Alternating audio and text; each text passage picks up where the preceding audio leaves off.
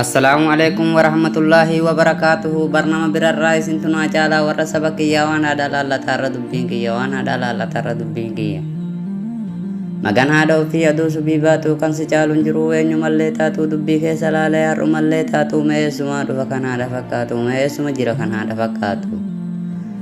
Yaaboo haadha teessan jabeeffadhaa qaba akkanatti nafnu hakkiin nu qaqqaba obboleeyyan kiyya kan dhiiraa dubartii haadha jabeeffadhaa hundi keessan marti haadha jabeeffadhaa hundi keessan marti.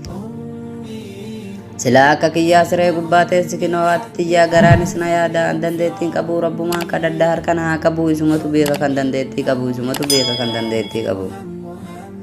Ani kenneef kinoo silaa akka kiyyaa ansiif kenneef fudhu ati haadha xiyya yaa rabbitti daa'if mee umurii xiyya yaa rabbitti daa'if mee umurii xiyya. Way aduun si gubdi silaa haadha xiyya yoo aduun si gubdi kottaa jala taa'ii gaaddidduma xiyya kottaa jala taa'ii gaaddidduma xiyya. Hakkiin haadhaa jabaa keessa gad ilaalee akkanattiin bahuu malatti wallaalee uffitamaan kadhaa ofuma naajii ati garamarraa ofuma naajii ati garamarraa. Si yaadu sindiisuu garaan naan danda'u karaanis cufamee dhufuu hin danda'u du'a manaa godhi silaa wal agarra gaaf tokkollee ta'u du'a manaa godhi silaa wal agarra gaaf tokkollee ta'u.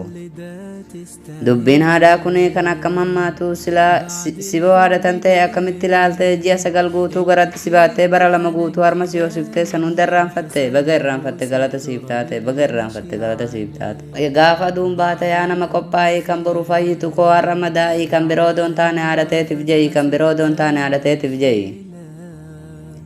Yaa nama ofii yaadadhu silaa namni tokko duniyaa tanarraa hamma fedhe fiigee akka fedhe ta'u silaa umriin isaa bara 100 ga'u silaa inuma bu'a dukkanatti qabrii gaaf tokkollee ta'u silaa inuma bu'a dukkanatti qabrii gaaf tokkollee ta'u.